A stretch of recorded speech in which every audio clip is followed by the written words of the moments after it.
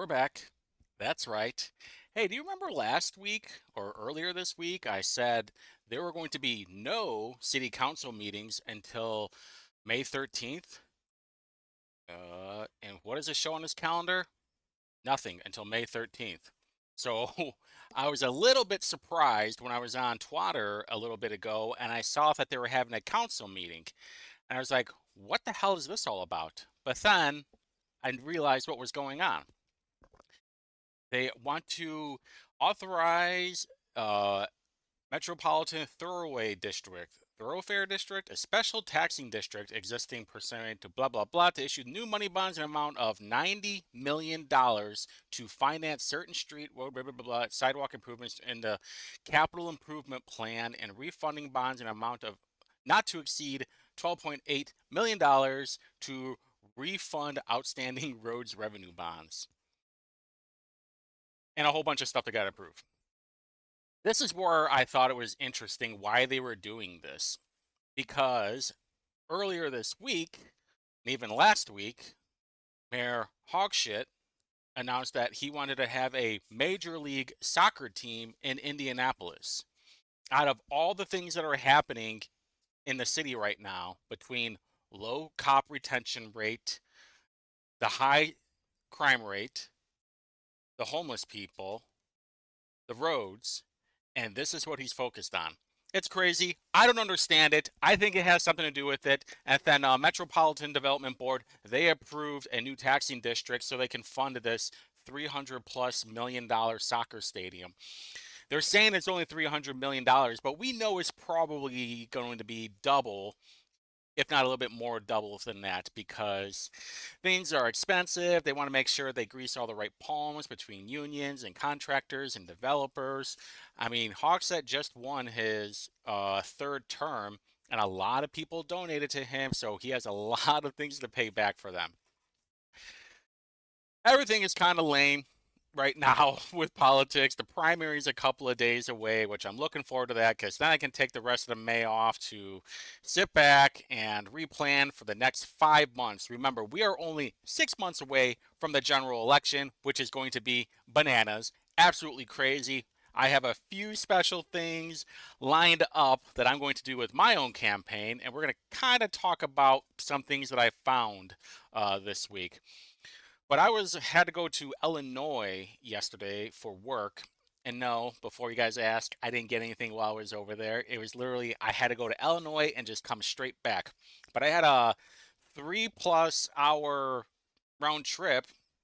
And I don't know about you guys, but when I am driving for a long time, I have a lot of time to reflect. And so I was thinking about how everything is so fake and lame. And I started thinking about cars. So, like, if you guys don't know, certain mechanics they have to take certain testing. Not in Indiana; it's not required in Indiana. In other states, there is, but it's getting warm out, and I started thinking about air conditioning. I know if this is gonna fill some of you guys in, but I talked about cars not long ago, and it seemed like everybody liked it. So I want to fill you guys of what's going on if you don't know. So air conditioning right now, most systems, well, let's go backtrack. R12 was one of the original types of refrigerant. When it got released, or if there was a leak, it created a bunch of emissions. So they made R134A. One can say it was because the patent ran out for R12 and they wanted to make sure that only certain people were able to produce it. But you know what? Go find your own tinfoil hat for that one. Don't care. What I do care about is how accessible it is right now and how cheap it is. Well, for those that are not in the automotive industry, there is a new refrigerant out, and it's actually been out for a while. Land Rover's been using it for a number of years now, and they had tested a bunch of other stuff too. I think they even used like methane at one point, but it was so expensive that it just like made no sense at all, and that's the problem with R&D. But I wanted to make it a point because this new refrigerant, which is called 1234Y, yeah, very clever, right? This thing has a much lower emissions if it gets leaked out, but the problem is how expensive it is, and I'll show you right now. This is 1234YF, whatever. For 8 ounces, it is $45. And the only reason I picked AutoZone is because I want to just compare apples to apples. So this is the new refrigerant. A lot of new cars are already using it. 44 $45, all right, for an 8 ounce can. Now look at 134A. $12 for a 12-ounce can. Now you're comparing about $1 an ounce for 134A to like 560 an ounce for the 1234 YF. And not only that, but you need to have a special machine to evacuate it, and this machine does an automatic vacuum test on it. So if there's a leak, you have to find the leak before you even can fill the car back up with refrigerant. Now, there are some safeguards you can bypass on this. I'm not recommending it because I don't want to get you guys in trouble, but I will just tell you there are ways to go around all of this. But you're normally supposed to fill it up with nitrogen and to try and find the leak because it's an inert gas and it's not really flammable, so you're pretty good. Um, and the only reason I'm bringing this up is because things are going to get really bad for the future. And this is part of it. They want to make things so expensive that you're just going to be miserable. And I have a few more examples, and then I'll tell you after the examples where I think we're headed. But this is a clear example. Right now, it is May 1st. It was almost 90 degrees today. And if you don't have your air conditioning working, you're going to have to get it fixed. And so, like, not just some regular guy can fill it up, allegedly. But yeah, I'm actually really surprised they're allowing all this because when this first came out, this was like you have to, the machines are 8 grand. You have to run a vacuum on it. You have to make sure that the when you're sucking it out, the it's the right refrigerant. Otherwise, you have to go through another procedure. But this is just super funny. It's still very expensive, all right? And you don't even know how much if the reason why your air conditioning is not working because it's low. It could be a bad compressor. It could be a coolant fan issue. It could be a whole bunch of other things too. But here's the next thing. Volvo had come out with this uh, drunk driving provision a few years ago, and this was actually part of a $1 trillion infrastructure bill, and it was part of the Reduced Impaired Driving for Everyone Act that was introduced in 2021 and direct the Department of Transportation to establish a technology safety standard for automakers within 3 years. Automakers would then have another 2 years to comply and implement tech that detects and prevents drunk driving. So what does that mean? You have to see if you're drunk or not. I imagine that it's only if you have had a drunk driving case, and then this gets activated. But this is just another example of Big Brother. I actually talked about this years ago, um, in like pre-COVID when they were first talking about this stuff, because this is right down the road. This is what they want to do. They want to be able to track your car at all times. Because they want to know obviously where you are, but they want to figure out your driving habits. All of this is just the big thing of figuring out people, figuring out habits, figuring out the future of what you're probably going to do. The most likeliness of it goes with cell phone data, what you're watching, how you're spending your time, everything. And this is the next crazy thing. Now, BMW, I thought they were scrapping this idea, but then this was from last year. BMW has subscription-based options with heated seats, with GPS, traffic camera, driving assistant, drive recorder, and here are a couple of the examples of it right here. 1 time, 3 year, 1 year, 1 month. Here's what I'm not sure about. If you were to sell the car, are those options still part of it? Even though you paid for it, but a new owner is put in, is like, oh, sorry, those options were meant for that person. These options are not with you because it doesn't go with the car. Because here's where I think it's going with this. You guys have all seen Wally, right? All the fat people that just want to be given stuff and entertained. They just want to smoke weed and goon. Just make them fat and stupid. Make them where they can't rely on anybody but the government. And this is where we're kind of headed. But not only that, it makes people lazy. And I cannot stand lazy people. It is one of the most infuriating things ever. All these people that just want to live in a bubble and just stay in their little soda sopa and never travel out. And me personally, I like to walk around. I like to go and try new things. And with a car, you can do that. With my own car, I can do that. I don't have to rent it from somebody. I don't have to have some kind of Blue Indy, if you remember that whole mess. Still paying for that, I think. But this is, they just want to make you so frustrated with everything that you just stop using it. And it's just really demoralizing. And it started with architecture. Then it moved on to minimalism. I'm not cutting that out. I'm keeping it because we all goof up. And it's just decreasing your satisfaction of life every single day. There's this story, I think it was about Stalin, and I don't know if it's true or not. And he had a chicken, and he plucked all the feathers out of the chicken. And obviously, this chicken's like all freaked out. But then Stalin gave the chicken food, gave him feed, and then it was fine. And obviously, I don't know if this is a true story, but it makes a good point of it. If you can batter somebody and then make them feel worthless, demoralize them. It's like, hey, but we're going to give you some food. It's like, oh, well, it's not so bad after all. That's just all they're doing. And right now we have too many cowards out there that are willing to give the good fight to them. And I'm not just talking about just regular old people. I'm talking about people running for office and who you're supporting to run for office. And people on social media. Like, I think we got a pretty good collective of people on Twitter that are willing to beat up scumbags, whether it's Jesse Brown or some other communist part of Indy, and just spreading the word that this is BS. Like, I was in the country of Indiana and Illinois yesterday, and the sunset was coming on me, and I thought to myself, "Boy, this is beautiful."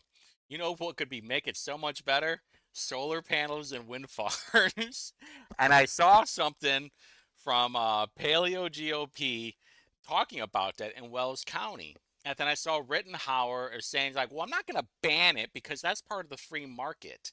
Okay, well, that kind of stuff makes me not want to vote for you. Because if you're not willing to look out for the community, if you're not willing to look out for the interest of that area, then what the hell are you even doing? You're no better than a libertarian. And it's super annoying. And when we talk about the free market, it's like, well, you know what? They bought it. If it's for sale, they bought it. Yeah, but now you just ruined the community. That's like one of my plans is to eliminate corporations from buying homes. I kind of want not people to buy homes to rent out or even do Airbnbs because it just ruins the community. Nobody's staying at home. Nobody's buying homes because one thing, they're obviously too expensive, but two, nobody feels like they're worth it. And it when you don't feel like you have a home base, your life is automatically way more stressful. And I might be ranting a little bit, but this is the point that I'm making. We need to have a home base. And this is coming from a guy that was homeless for a while, as recent as 2017, where you're just living out of a van. You're trying to make sure you don't get arrested, sleeping in a parking lot. You're trying to find somewhere to take a dookie. You're trying to find somewhere to take a shower, or even just stay organized, trying to stay clean and fresh, and the little things. Even like I remember I like things were really great or was really bad where like I actually sat in a Panera Bread and I ate and I just like this is like the best thing ever. It was some weird times. I'll tell you the story behind that one day. And like you have to feel safe in your own home and apartments don't really do that. And I've lived in apartments most of my life. Like I didn't own a home until I was 28 or 29. And then after being homeless, I lived in an apartment for another year or two, and then I bought a home. And that's where you really feel safe because then you can build your kingdom. I think all of you could agree with that. Now, there's some people, and I don't have a problem with them, where they just don't want a home. They're okay with staying in their box in their apartment and feeling good about themselves, whether it's because, they're close to things or you don't have to mow a lawn. Somebody else is responsible for whatever breaks, which I, hey, I get it, man. Mowing your lawn does suck. taking care of the things that are your responsibility does suck, but then you got to rely on a landlord. For me, it was all about self-sustainability. Like, I need to know these things so I don't have to rely on somebody else. And, some people have it and some other people don't. And I understand, like, the older that I get, that's not always going to be the case. But I already ranted on for 2 or 3 minutes about this. We're going to be moving on into another thing that's really fake and lame. Now, Andrew Ireland, which I think he's a good guy. I posted something the other day of somebody that's funding him, and it's the Indiana Chamber's own PAC, their own political action committee. And they funded Andrew Ireland and Philip Clay. Now, this PAC is the PAC of the establishment. And this PAC is really good at claiming out winners. The Indianapolis Chamber of Commerce or Chamber, they had donated and endorsed some candidates, and they were only wrong on one of them, which was Natalie Goodwin and Nick Roberts. Because I'm sure all of you would be thinking the same thing. What is some 21-year-old kid that lives with his parents, has no full-time job? How is he going to become city councilor? Well, it turns out that whole district is full of low IQ dimwits, and they're going to vote for some kid who's like, oh, but you know what? He's just a sweet and cute little guy. Oh, this is the new generation of people. He has no life experience whatsoever of taking care of himself, but he could totally take care of a $1.5 billion budget. Oh, yeah, totally nailed it. Same thing with Jared Evans. Same thing with Andy Nielsen, trust fund baby. But he was getting interviewed from Abdul Hakim Shabazz, and he said something that really annoyed me, and I want to tell you why it annoyed me. Here we go. For a few more minutes on the program today, Andrew, a candidate for Congress in the 90th Congressional District. Obviously, you've got a crowded primary field because it's an open seat, so naturally you're going to have people running. I want to say one of the guys who runs a guy named David Waters, who I believe, who is, I believe the legal technical term to describe his campaign is bat crap crazy. How's the race going? What makes you different from your other opponents who are out in the race right now? That's right. I'm not the only one in the race. There are other Republicans. I believe in Reagan's 11th commandment, thou shalt not speak ill of other Republicans. But I will tell you there's two things that really set me apart from the rest. And he's going to talk about him just, working with Rokita and everything. It's a good interview. There's a lot of good points on there, and I have an answer to all of them. There's some things that there's like one particular thing that I don't agree with him, and that's what to do with Ryan Mears, because if you make a law on something of trying to get rid of Mears, then it could be weaponized against Republicans later. Because we all need to understand Indiana is going to turn blue eventually, and we need to have safeguards in place so they don't go against us.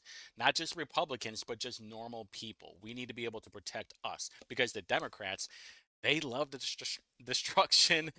They love damaging everything, and they love showing porn to children. And the reason why this pissed me off is because David Waters is actually a really good guy. He's not batshit crazy. He has done his own research. He's all about election integrity, accountability, the freedom of others. And if you go on his Facebook, he has a lot of good information. And the only reason why Abdul does not like David Waters is because of Cindy Mowery. Cindy Mowery is the chairman, or like runs the Marion County Fairgrounds, and there's right now Abdul is in litigation against a lawsuit from a former employee. Don't believe me? Well, what's this right here? His termination was signed by political commentator and potential mayor candidate Abdul. And right here, Teva Boss said he met with Shabazz and board attorney John Sturgill to make them aware that Mowery was sexually harassing him, according to the documents. And then nothing changed. And just by chance, Abdul resigned not long after. And here you go. You can see the the lawsuit right here. If you want to pause it and go look for yourself, go for it.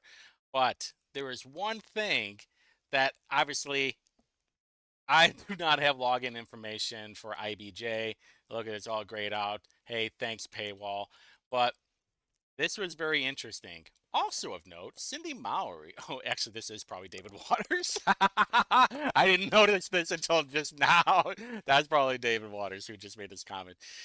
She is the co-director of the Marion County Board of Voters Registration and treasurer for City Councilor Paul N.A. and Brian Mowery.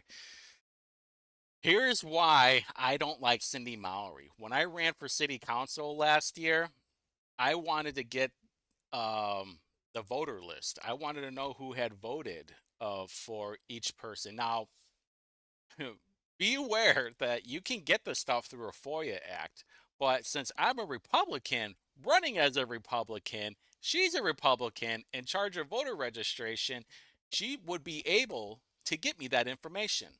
And she said no. She said I was not allowed to have that information at all.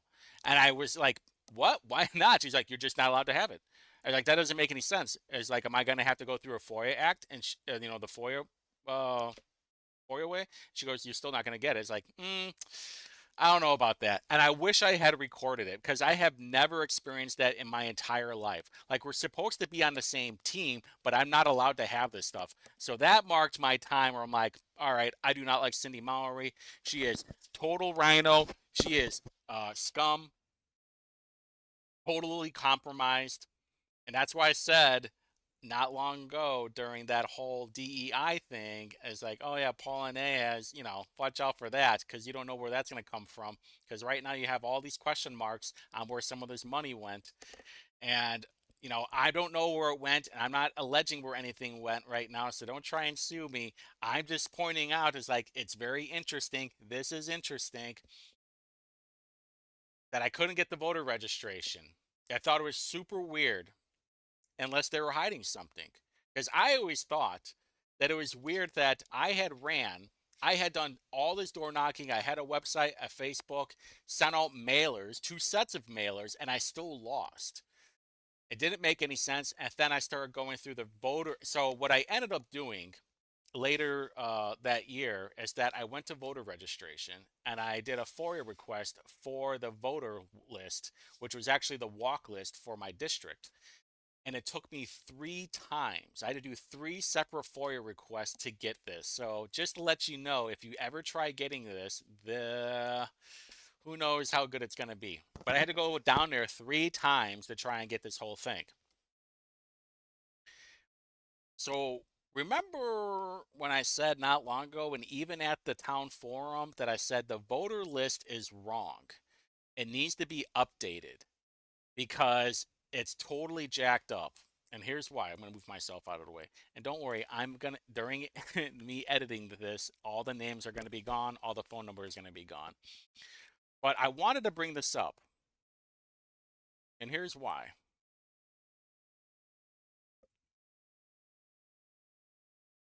Right here, they became a registered voter, here, registration date in 2015. There is no vote history, but they're active. Same thing with here, 2016. No vote history, active.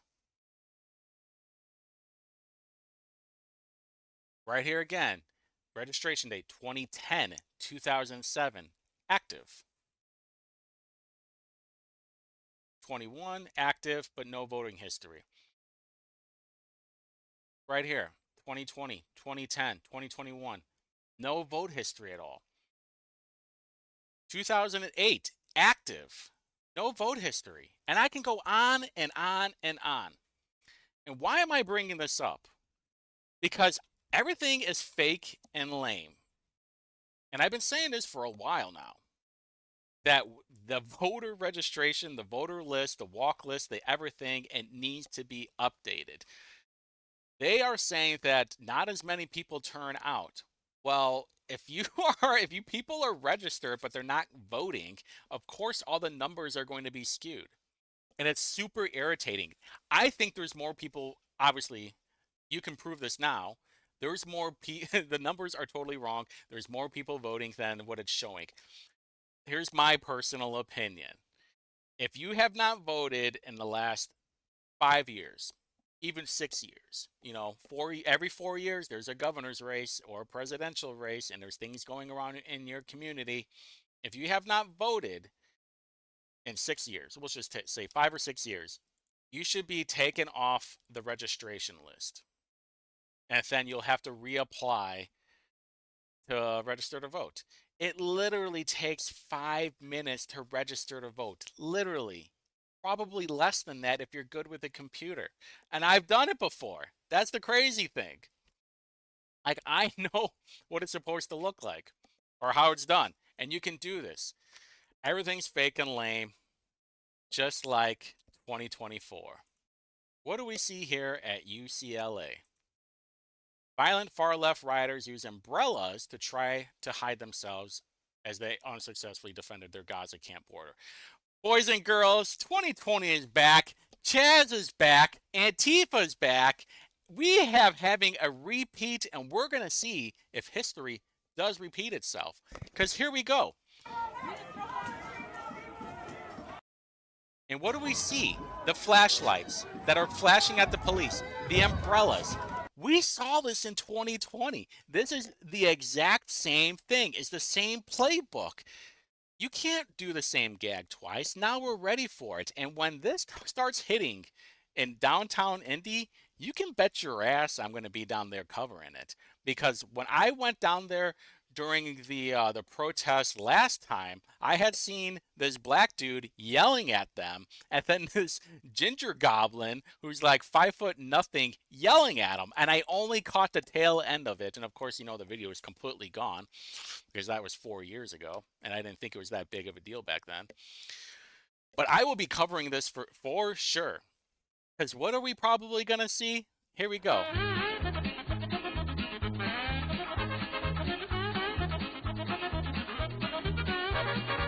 They cut some garbage bins. They painted one with Palestine, and look what happens.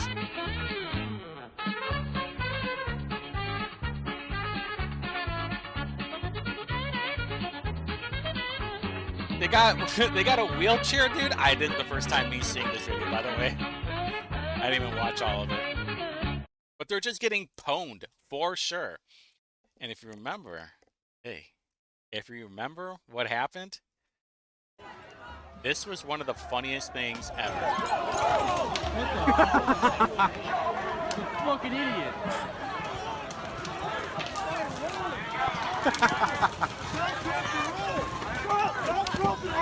Stop, drop, and roll. Oh, let's watch that one more time, boys and girls. Fucking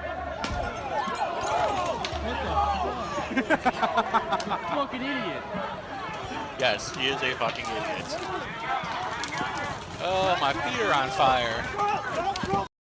So anyway, that's what's going to be happening in 2024. After the school year is over, I'm sure we'll have another George Floyd incident. They already tried doing it before with this guy that was obviously drunk. I think it was in Illinois or something. But be prepared is what I'm saying.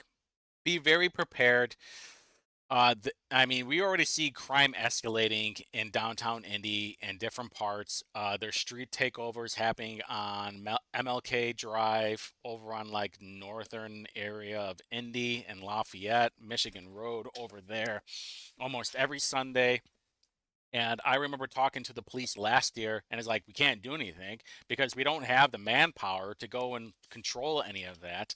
I mean, really, they're blocking off traffic, but unfortunately, the city is going to be on their side. And hopefully with this new police chief, which I'm not expecting anything to change, hopefully he'll be like, no, we're not doing this anymore. We're not going to be stopping streets unless you have a permit or something. You can go to BNS, all right? If you're going to have some kind of street takeover where you're not destroying the streets, go and get a permit because now you're blocking off roads from people going to work, going home, getting groceries, or if an ambulance has to make it through there, now you're compromising them.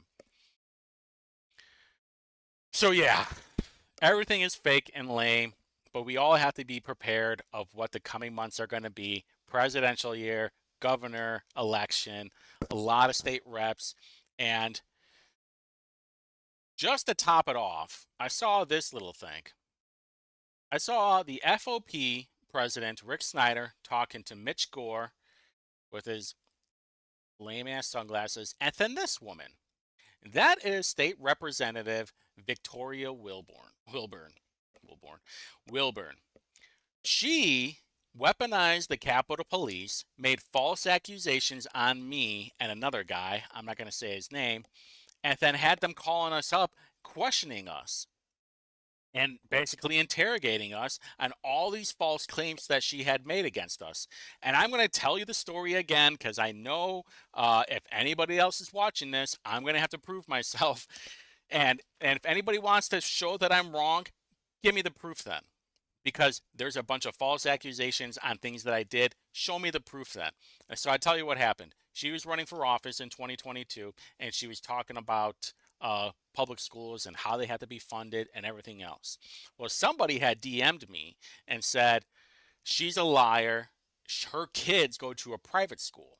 I was like, okay, well, can you prove this? You know, I'm just not going to say anything from some stranger I don't know. And then he showed me, and I was like, oh boy, that's a private school for sure. And then he's like, it's $15,000 a year per kid for this private school. And she's bitching about vouchers and charter schools and how we should need to promote public schools while she's sending her kids to a private school. So I was calling her out on it. It's like, you keep, every time that she mentioned public schools, I would say, you send your kids to a private $15,000 a year private school. You are a hypocrite. Because if you remember the Chicago Teachers Union, she was sending her kids to a private school as well. And so, like, this just reminded me of the same thing. It's like, you're all hypocrites. Democrats are hypocrites. And so then her husband's like, hey, why don't we talk about this in person? Blah, blah, blah. And I was like, oh, look at this. Your husband might be threatening me. And then, well, you can't find it now because I was asked to delete everything that I had ever said when I was starting to run for office last year. So, you know, if it was saved, then go for it. But then, so after that, and I was making, after she had won, then literally a couple of days after I had filed, remember, this was in October that I was saying all this stuff. September and October, I was saying it. Then the election happened, and then nothing really happened after that.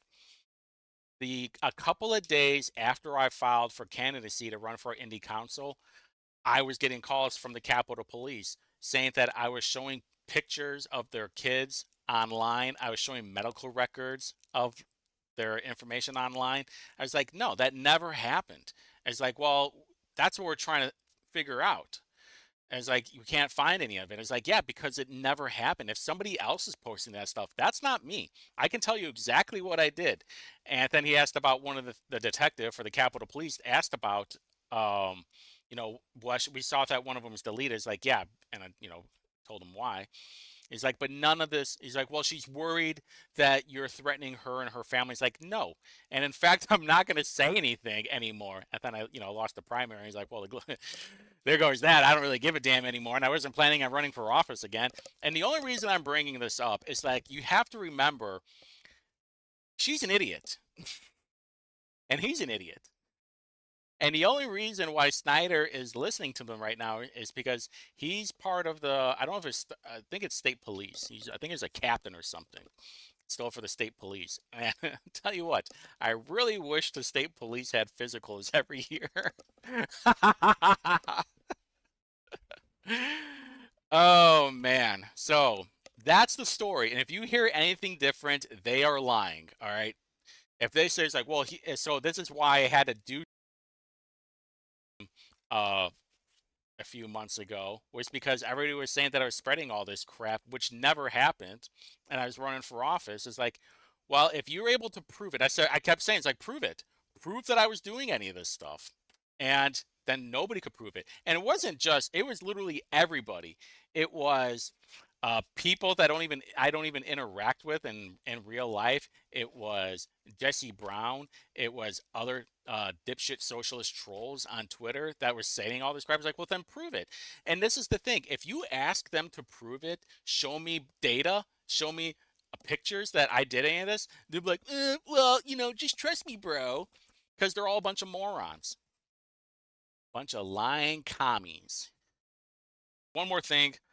There was somebody that made a comment about me talking about the homicides that are happening in Indy every week.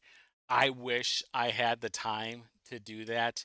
If someone sends me a message of the homicides I will gladly talk about it. I will have no problem talking about it because we had the Indigo bus get set on fire, and that guy had like literally 3 pages of times that he was arrested and charged. We had one where the guy was just released from jail, and then he was trying to kill. He killed somebody while carjacking somebody, and that was like 15 times, 15, 20 times that he's been arrested and charged, and nothing happened. Um, there's another one, but I'm not going to talk about because it's probably a little bit too juicy for YouTube and for the normie ears as well. But that's all I got. Um, since that Public Works City Council video came out tonight, I'll probably do the watch along and the review on Sunday because I have doing door knocking on Saturday and Sunday. And tomorrow I am going to First Friday. I'm going to try and do 2 different ones, but one of them for sure. So if you see me out and about for First Friday, say hi. Say hi. And we'll hang out or something. Maybe we'll go get something to drink or go bowling, you know? I'll be the sweet and cute little guy that you know me as. But until next time.